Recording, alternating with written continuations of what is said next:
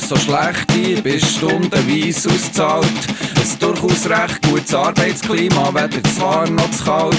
Das Mittag gut und Portionen machen locker satt.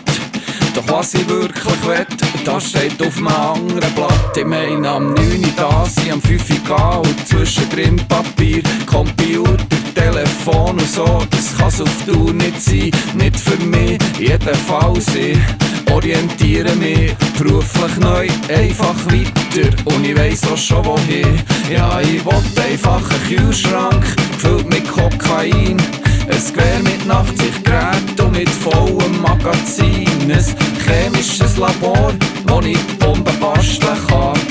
Ich will für mich eine Geheimarmee mit 17'000 Mann. Sicher schon, ich könnte ja auch weit weg in die Ferien gehen.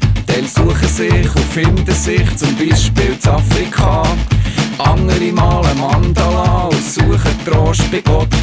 Doch ich für mich, ich hab nachgedacht, ich weiss jetzt was ich will. Ja, ich will einfach einen Kühlschrank, gefüllt mit Kokain, ein Gewehr mit Nachtsichtgerät und mit vollem Magazin, ein chemisches Labor, wo ich eine Bombe basteln kann.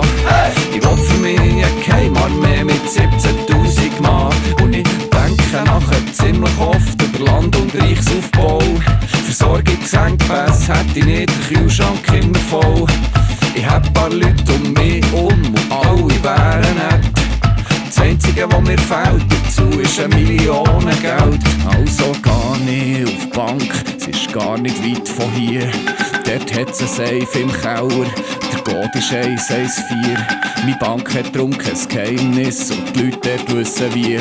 Mein Geld in Säcke packen, mir hat's ziemlich imponiert. Und jetzt kaufe ich mir einen Kühlschrank, gefüllt mit Kokain, ein Gewehr mit Nachtsichtgerät und mit vollem Magazin, ein chemisches Labor, wo ich Bomben basteln kann. Ich kaufe mir eine Geheimarmee mit 17'000 Mann.